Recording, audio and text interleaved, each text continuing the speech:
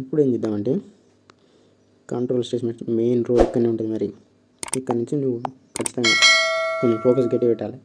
Control statement ఏంటి అంటే for example మీరు చూసినట్టయితే లైక్ టోటల్ ప్రోగ్రామ్ని కంట్రోల్ చేస్తాయి. ఓకేనా, అందులో ఒకటి కండిషనల్ స్టేట్మెంట్, ఒకటి ట్రాన్స్ఫర్ స్టేట్మెంట్, ఇంకోటి ఇటరేటివ్ స్టేట్మెంట్. ఓకేనా, ఈ కండిషనల్ స్టేట్మెంట్కి డెసిషన్ మేకింగ్ అంటారు. దీన్ని డెసిషన్ మేకింగ్.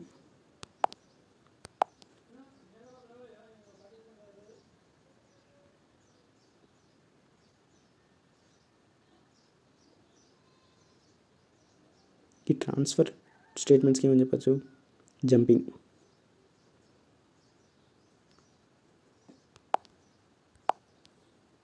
ఇది జంపింగ్. ఇటరేటివ్స్ అని అంటే ఇంకొకటి ఏంటి, లూపింగ్.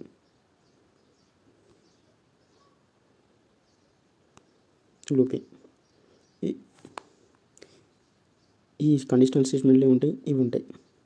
ట్రాన్స్ఫర్ స్టేట్మెంట్లు ఉంటాయి, ఇవి ఉంటాయి. ఇటరేటివ్ స్టేట్మెంట్లు ఉంటాయి, ఇవి ఉంటాయి. అంతేనా? ఇప్పుడు ఇవన్నిటి గురించి ఈ టోటల్ మొత్తం తెలుసుకున్నామంటే మనకి కంట్రోల్ స్టేట్మెంట్ అనేది అయిపోతాయి. ఇవి చాలా ఇంపార్టెంట్ మన పైథాన్లో, చాలా ఇంపార్టెంట్. మీ యొక్క టోటల్ ప్రోగ్రామ్ మీద దీని మీదనే డిపెండ్ అయి ఉంటుంది. అర్థం చేసుకోవడానికి ట్రై చేయండి. సో ఇప్పుడు నాకు అందరూ చెప్పాలి చిన్నగా క్వశ్చన్స్. కండిషనల్ స్టేట్మెంట్కి ఆల్టర్నేట్ నేమ్ ఏంటి? ఆల్టర్నేట్ నేమ్ డెసిషన్ మేకింగ్ అంటారు, అంతే కదా. ట్రాన్స్ఫర్ స్టేట్మెంట్స్ అంటే ఏంటి? ఇంకొకటి ఆల్టర్నేట్ నేమ్ జంపింగ్ స్టేట్మెంట్, అంతే కదా. ఇప్పుడు ఇటరేటివ్ స్టేట్మెంట్స్ అంటే ఏంటిది? ఇటరేటివ్ స్టేట్మెంట్స్ అంటే ఏంటి? ఇంకొక నేమ్, ఆల్టర్నేటివ్ నేమ్ లూపింగ్ అంటారు, లూపింగ్ స్టేట్మెంట్స్ అంటారు, అంతే కదా. మీకు తెలుసు. రన్నింగ్ నోట్స్ కూడా మెయింటైన్ చేయండి. ఓకేనా, నేమ్స్ అన్నీ డబుల్ ఉంటాయి ఇందులో. ఓకేనా, ఎందుకు డిఫరెంట్ పేర్లు చెప్తున్నా బ్రో అంటే, ఈ పేర్లు డిఫరెంట్ ఎందుకు ఉన్నాయంటే ఒక్కొక్క ఆథరు ఒక్కొక్క డిఫరెంట్గా రాస్తాడు. ఇంకో ఆథర్ వచ్చి డెసిషన్ మేకింగ్ స్టేట్మెంట్స్ అంటారు. లేకుంటే ఇంటర్వ్యూలో కూడా డెసిషన్ మేకింగ్ స్టేట్మెంట్స్ అనకుండా వేరే స్టేట్మెంట్స్ అన్నాడు అనుకో, అప్పుడు నువ్వేం చేస్తావు, నీకు అర్థం కాక నాకు తెలియదు అని అంటావు. ఇక ట్రాన్స్ఫర్ స్టేట్మెంట్ అంటే ఏంటి, లేకుంటే జంపింగ్ స్టేట్మెంట్స్ ఏంటి అని అంటాడు. డెసిషన్ మేకింగ్ స్టేట్మెంట్స్ ఏంటి అని అంటాడు. అక్కడ నీకు ఆ నేమ్స్ అనేవి చాలా యూజ్ అవుతాయి, అంతే కదా. లైక్ ఏంటంటే iterative statements are also called as అంటే ఏంటి లూపింగ్ స్టేట్మెంట్స్, అంతే కదా. అట్లా అలాంటి క్వశ్చన్స్ అడుగుతారు ఇంటర్వ్యూలలో. అంటే అలాంటి క్వశ్చన్స్ అడగకున్నా కానీ ఈ నేమ్ డిఫరెంట్ పెట్టి అడిగారు అనుకో, అప్పుడు మీకు నువ్వు అంత కాన్సెప్ట్ మొత్తం తెలుసు, బట్ మీరు అటెంప్ట్ చేయకపోతారు అన్నట్టు. అట్లా అందుకే ఈ టూ నేమ్స్ అనేవి ఉన్నాయి. అందరూ ఆథర్స్ అట్లా పెట్టారు, మనం ఏం చేయలేము అనుకో దానికి.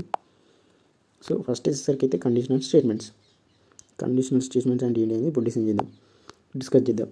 Conditional statements are also called as decision making statements. ఇంతకు కూడా చెప్పాను. we use statements while we want to execute a block of code when the given condition is true or false, అంతేనా. అది ఎందుకోసం ఈ కండిషనల్ స్టేట్మెంట్స్ యూజ్ చేస్తామనంటే ఒక block of కోడ్ని condition నుంచి ట్రూఆ ఫాల్సా అనేది తెలుసుకోవడానికి ఈ కండిషనల్ స్టేట్మెంట్స్ అనేది యూజ్ చేస్తాం. ఓకేనా, అట్లా. మనకి నెక్స్ట్ ఏంటంటే డూ వైల్ అనేది పైథాన్లో ఉండదు, గుర్తుంచుకోండి. డూ వైల్ ఉండదు. దెన్ కండిషనల్ స్టేట్మెంట్లో ఏమున్నాయి మనకి మరి? If statements, if else statements, elif statements, nested if, short and if else. ఇవన్నీ ఈ సిక్స్ స్టేట్మెంట్స్ నేర్చుకున్నాం అనుకో మనకు కండిషనల్ స్టేట్మెంట్స్ అనేవి అయిపోతాయి. ఓకేనా, మళ్ళీ చూసుకోండి. If statements, elif, if else, elif, nested, short and if ఎల్, అలాంటివి. ఒక బ్లాక్ ఆఫ్ కోడ్ని ఎగ్జిక్యూట్ చేయడానికి యూజ్ చేస్తాం. ఈ కండిషనల్ స్టేట్మెంట్ అనేది యూజ్ చేస్తాం, అంతే. ఓకేనా. ఫ్లో చార్ట్ చూద్దాం. అర్థం చేసుకోవడానికి ట్రై చేయండి. మీ దగ్గర టెస్ట్ ఎక్స్ప్రెషన్ ఉంది, సంథింగ్ ఇది టెస్ట్ చేస్తుంది. ఇది అవుట్పుట్ ఏం చేస్తుంది? కండిషన్ ట్రూ ఉంటేనేమో ట్రూ ఇవ్వచ్చు, లేదు అనుకుంటేనేమో ఫాల్స్ ఇవ్వచ్చు. ట్రూ ఉంటే ట్రూ ఇస్తుంది, ఫాల్స్ ఉంటే ఫాల్స్ ఇస్తుంది. ఇన్ కేస్ మనం ఇచ్చిన కండిషన్ అనేది ఫాల్స్ అయిందనుకోండి, వేరే స్టేట్మెంట్ ఉంటే నెక్స్ట్ స్టేట్మెంట్ ప్రింట్ అవుతుంది. ఇన్ కేస్ ట్రూ ఉందనుకోండి, ట్రూ ఉంటే బాడీలోకి వెళ్తుంది. ఓకేనా? ఇంకా క్లారిటీగా అర్థమయ్యేటట్టు చెప్తా నీకు. నేను ఏమంటున్నానంటే, ఫర్ ఎగ్జాంపుల్ ఇక్కడ పర్సన్ ఉన్నాడు, ఇక్కడ వాటర్ బాటిల్ ఉంది. ఇప్పుడు ఇంకొక పర్సన్ ఉన్నాడు, ఒక కండిషన్ చెప్పండి. ఇతని పేరు ఏ, ఇతని పేరు బి. ఈయన ఏం చెప్పిండు? కండిషన్ చెప్పిండు ఒకటి, ఒకవేళ ఇక్కడ వాటర్ బాటిల్ ఉంటే నువ్వు తీసుకుంట్రా అని ఈయన చెప్పిండు. వాటర్ బాటిల్ ఉంటే అంటే ఏంటిది? ట్రూ. వాటర్ బాటిల్ ఉంటేనేమో ట్రూ, వాటర్ బాటిల్ ఇక్కడ ఉంటేనేమో ట్రూ అంటాడు ఈయన. లేదు అంటే ఏమంటాడు? ఫాల్స్. అంతే కదా? ఫాల్స్ అంటే షాప్ దగ్గరికి వెళ్ళి తీసుకురా, ఇట్లా ఇక్కడ ఏదో షాప్ ఉంటుంది, ఆ షాప్ దగ్గరికి వెళ్ళి తీసుకురా. అంతేనా? ఈ ఏ అంటే బాటిల్ తీసుకురమ్మని చెప్పిండు. ఇన్ కేస్ బాటిల్ ఇక్కడ ఉంటే తీసుకురమ్మన్నాడు ఈయన. మంచిగా అర్థమయ్యేది చూడండి. ఇంకా ఇక్కడ పర్సన్, ఇక్కడ బాటిల్. ఈయన ఏ అనేటైనా బీకి చెప్పిండు. ఏమని చెప్పిండు? ఇక్కడ వాటర్ బాటిల్ ఉంటే తీసుకురా అన్నాడు. లేదు అని అంటే పడుకో అన్నాడు. మంచంలో. ఇట్లా ఒకవేళ వాటర్ బాటిల్ ఉంటేనేమో ఇటు తీసుకెళ్తాడు, లేదు అంటే పడుకుంటాడు. అంతే కదా? ఇప్పుడు మీకు ఏం అర్థమైందో నాకు కావాలి.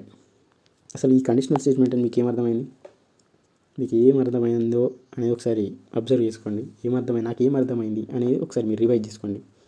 ఓకేనా? ఏంటి అంటే కొందరు ఏం చెప్తారంటే డెసిషన్ తీసుకుంటాం.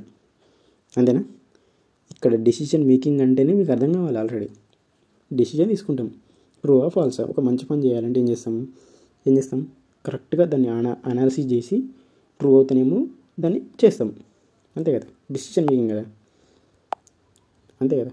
లేదు అనుకుంటే ఇంకొక విధంగా చెప్పచ్చు, బేస్డ్ ఆన్ కండిషన్ అని కూడా చెప్పుకోవచ్చు.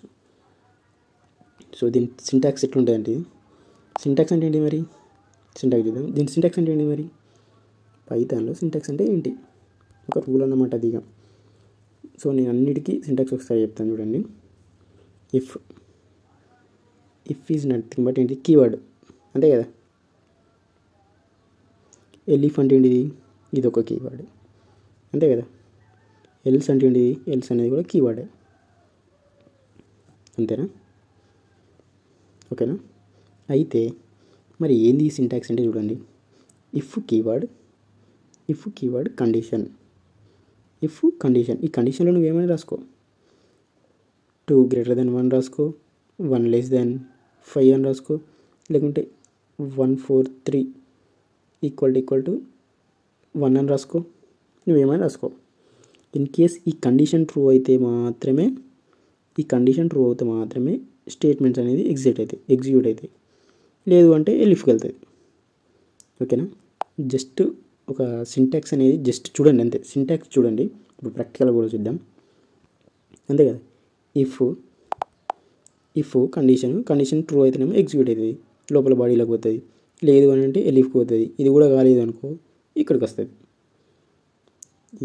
ఇది సింటాక్స్ అనేది చాలా చాలా చాలా చాలా ఇంపార్టెంట్. ఈ సింటాక్స్ ఎట్లా ఉందో అలాగే రాయాలి.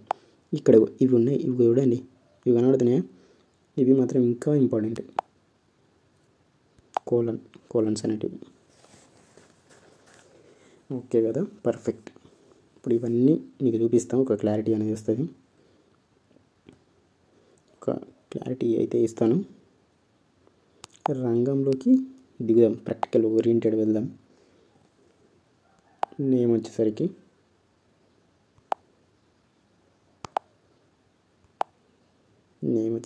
న్యూ ఫైల్ ఎట్లా పెడదాం?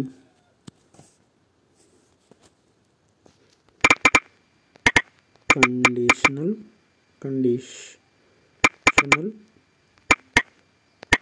స్టేట్మెంట్స్.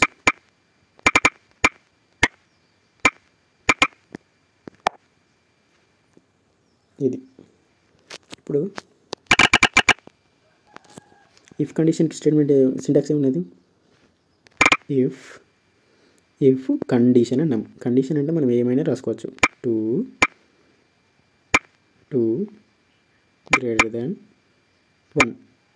కండిషన్ ట్రూ ఆర్ ఫాల్సా? కండిషన్ ట్రూ ఆర్ ఫాల్సా? నెక్స్ట్ ఇక్కడికి వచ్చింది, వీడికి వస్తే ఎట్లా తప్పు కదా, ఇక్కడ మనము కోలన్ అనేది పెట్టాలి, అంతే కదా. కోలన్ అనేది సింటాక్స్లో అది. ఇప్పుడు ఇక్కడ ఏమవుతుంది, ఇక్కడ మనకి ఏమవుతుంది, ఇక్కడ స్పేస్ అనేది దాని నుంచి కదా వస్తుంది. దాన్ని ఏమంటారో తెలుసా, అది ఇంపార్టెంట్, దాన్ని తెలుసుకోండి ఫస్ట్. ఇప్పుడు ప్రింట్ దిస్ ఈస్ ఇఫ్. ఇప్పుడు ఇది ట్రూ అవుతుందో, ఎప్పుడైతే ఈ ఇఫ్ కండిషన్ అనేది ట్రూ అవుతుందో అప్పుడు ఈ ఇఫ్లో ఉన్న స్టేట్మెంట్ అనేది ఎగ్జిక్యూట్ అవుతుంది. ఇప్పుడు నాకు ఈ ట్రూ అయితే మనకి ఎగ్జిక్యూట్ అయితే ఏం రావాలి, అవుట్పుట్ ఏమైనా రావాలి అవుట్పుట్. బ్రో నేను వేరే ప్రోగ్రామింగ్లో చూసిన ప్రింట్ ఇలా రాయరు అని డౌట్ వస్తుంది, అంతేనా బ్రో? ఈ స్పేస్ ఇవ్వరు కదా, ఎందుకు రాస్తున్నావు అంటే ఈ స్పేస్ని ఏమంటారంటే, ఈ స్పేస్ వేరే ప్రోగ్రాంలో ఇవ్వరు కదా, ఇట్లా ఎందుకు రాస్తున్నావు బ్రో అని అంటే, ఈ స్పేస్ ఏంటిది అని అంటే ఇండెంటేషన్ అన్నమాట. ఒకవేళ నేను అది ఇవ్వలేదనుకో, ఇట్లా ఇవ్వలేదనుకో ట్యాబ్ స్పేస్ ఇవ్వలేదనుకో, ఇప్పుడు మనకి ఎర్రర్ వస్తుంది చూడండి. ఇగో indentation expected and indentation block, అంతేనా? చూడండి ఇప్పుడు 1 2 3 4 మన ఫోన్లో అయితే 4 ఉంటాయి, లేదు అనుకుంటే అందులోనూ ఓన్లీ సింగిల్ ట్యాబ్ ఇస్తే 4 టైప్స్ వస్తాయి, ఓకేనా? ఇప్పుడు నేను రన్ బటన్ క్లిక్ చేస్తే అవుట్పుట్ ఏమొస్తుంది, గెజ్ చూడండి. ఇగో దిస్ ఈజ్ ఇఫ్ వచ్చిందా? ఎందుకు దిస్ ఈజ్ ఇఫ్ వచ్చింది, ఎందుకు దేన్ని బేస్ చేసుకొని వచ్చింది, ఇక్కడ ఈ కండిషన్ని బేస్ చేసుకుని కదా వచ్చింది. ప్రింట్ని బేస్ చేసుకొని వచ్చిందా, ఈ కండిషన్ బేస్ చేసుకొని వచ్చిందా? ఈ కండిషన్ని బేస్ చేసుకొని వచ్చింది. ఇఫ్ కండిషన్ అనేది ట్రూ అవుతేనే ఇఫ్లో ఉన్నది మాత్రమే ఎగ్జిక్యూట్ అవుతుంది, అంతే కదా. మరి what about elif bro? Elif ఈ విధంగా రాస్తాం.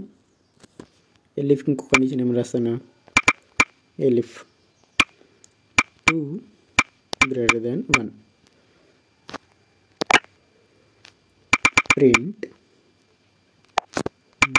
Print this is elif. ఇప్పుడు ఈ రెండు కండిషన్ ట్రూ ఆఫ్ ఫాల్సా? ఈ కండిషన్ ట్రూ ఉంది, ఈ కండిషన్ ట్రూ ఉంది, మరి అవుట్పుట్ ఏం రావాలి నీకు? మరి చూడండి, గెస్ చేయండి, అవుట్పుట్ చూపిస్తా చూడండి, క్లారిటీ వస్తుంది. రన్ చేసినప్పుడు దిస్ ఈజ్ ఇఫ్ మాత్రమే వచ్చింది, ఓకేనా? దిస్ ఈజ్ ఇఫ్ మాత్రమే వచ్చింది. ఎప్పుడు మనకు ఈ ఎలిఫ్ పనిచేస్తుంది అని అంటే, ఈ ఇఫ్ అనేది ఎప్పుడైతే ఫాల్స్ అవుతుందో, ఇఫ్ కండిషన్ ఫాల్స్ అవుతుందో అప్పుడు మనకు ఎలిఫ్ కండిషన్ అనేది ఎగ్జిక్యూట్ అవుతుంది. ఇన్ కేసు ఈ ఇఫ్ కండిషన్ ట్రూ అయింది అనుకోండి, ఈ ఎలిఫ్ అనేది పనిచేయదు, అంతేనా? అందుకనే మనకి ఈ ప్రింట్ స్టేట్మెంట్ ఏమొచ్చింది, దిస్ ఈజ్ ఇఫ్ అని వచ్చింది. ఇప్పుడు దీన్ని ఫాల్స్ చేద్దాం. ఇప్పుడు దిస్ ఈజ్ ఎలిఫ్ రావాలంటే ఏం చేయాలి, ఇప్పుడు 5 పెట్టుకోండి. ఇప్పుడు ట్రూనా ఫాల్సా? ఇప్పుడు ఇఫ్ కండిషన్ ట్రూ ఫాల్సా? ఫాల్స్ కదా. ఇప్పుడు చూడండి, ఫాల్స్ అయినప్పుడు ఏమవుతుందంటే, ఇఫ్ కండిషన్ ఫాల్స్ అయినప్పుడు ఇఫ్లోకి ఈ బ్లాక్ ఆఫ్ కోడ్లోకి వెళ్ళదు, ఆటోమేటిక్గా దీని కింద ఉన్న ఎలిఫ్లోకి వస్తుంది, అంతేనా? ఈ ఎలిఫ్లోకి వచ్చిన తర్వాత ఇది కూడా ట్రూ అయిందనుకో, ఇది ట్రూ అయితే ఇందులో ఉన్న స్టేట్మెంట్స్ అనేవి ఈ బ్లాక్ అనేది ఎగ్జిక్యూట్ అవుతుంది. లేదు అనుకో, ఇది కూడా ఫాల్స్ అయిందనుకో, మనకు ఇంకొకటి ఉంటుంది అందులో వస్తుంది. ఇప్పుడు చూడండి, అవుట్పుట్ చూద్దాం ఏమొస్తుందో. ఇగో దిస్ ఈజ్ ఎలిఫ్ వచ్చిందా?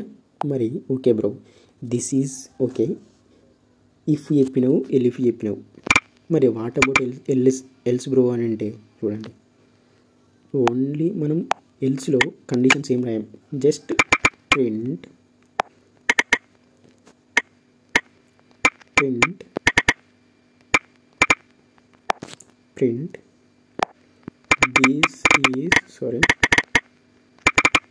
this is else. ఇప్పుడు మరి ఈ ఎల్స్ ఎప్పుడు ఎల్స్ ఎప్పుడు ఎగ్జిక్యూట్ అవుతుంది బ్రో అంటే, ఈ ఎల్స్ ఎప్పుడు పనిచేస్తుంది బ్రో అంటే, ఈ ఇఫ్ కండిషన్ ఫాల్స్ కావాలి, ఎల్ఇఫ్ కండిషన్ ఫాల్స్ కావాలి, అప్పుడు ఈ ఎల్స్ అనేది ఎగ్జిక్యూట్ అవుతుంది. రెండింటిని మనం ఫాల్స్ చేద్దాం. ఈ ఫస్ట్ కండిషన్ ఇఫ్ కండిషన్ ఇది ట్రూ ఫాల్స్ కదా, ఇప్పుడు ఫాల్స్ కదా, ఇది కూడా ఫాల్స్ కదా, 2 < 1 ఫాల్స్ కదా. ఇప్పుడు ఇవి రెండు ఫాల్స్ అయినాయి, ఇది ఫాల్స్ అయింది, ఇది ఫాల్స్ అయింది. ఇప్పుడు మరి ఇప్పుడు ఎల్స్ బ్లాక్ కూడా వస్తుంది కదా, అక్కడ కండిషన్ ఏమి ఉండదు కదా. సో అప్పుడు చూద్దాం, ఇక్కడ దిస్ ఈజ్ ఎల్స్ వచ్చిందా, దిస్ ఈజ్ ఎల్స్. ఓకేనా, అర్థమవుతుంది. ఇప్పుడు ఏంటంటే గుర్తుపెట్టుకోండి, కొన్ని కండిషన్స్ ఉంటాయి, అవి ఏంటి అంటే చెప్తా. ఇప్పుడు ఇక్కడ ఏమంటున్నానండి,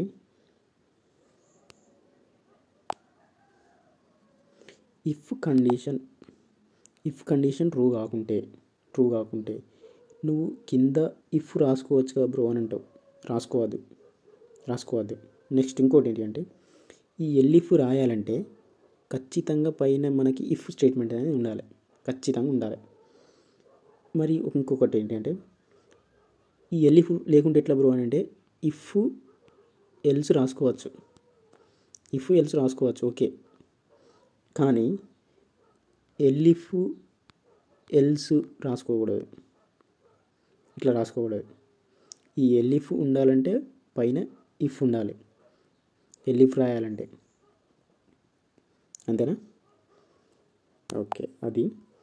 ఇంకోటి ఏంటి అంటే, నువ్వు ఇఫ్లో ఎల్ఇఫ్ రాస్తావు, ఎల్ఇఫ్లో కూడా మళ్ళీ ఇఫ్ రాసుకో, లేకుంటే ఇఫ్లో ఎల్ఇఫ్ రాసుకో, అట్లుంటాయి. ఇది నెక్స్టెడ్ ఉంటుంది. సో ఇదే మ్యాటర్. ఇప్పుడు నువ్వు దీన్ని యూజ్ చేసుకుంటే ఫస్ట్ ఇది మాత్రం కంపల్సరీ ఉండాల్సిందే. ఇఫ్ అనేది ఉంటే ఇఫ్ అనే పెట్టుకో, ఎల్స్ అని పెట్టుకో, కానీ ఈ ఎల్ఇఫ్ లేకుండా నో ప్రాబ్లం. కానీ ఈ ఎల్ఇఫ్ రాయాలంటే ఖచ్చితంగా ఇఫ్ అనేది ఉండాలి. ఒక క్లారిటీ వచ్చిందా? ఈ రెండింటిని యూజ్ చేసి చేయొచ్చా అంటే చేయరాదు. ఓకేనా, ఇది ఇవాళ క్లాస్ అయితే. ఓకే, ఇప్పటివరకు క్లియర్ ఉంది కదా. ఓకే, ఇది మ్యాటర్.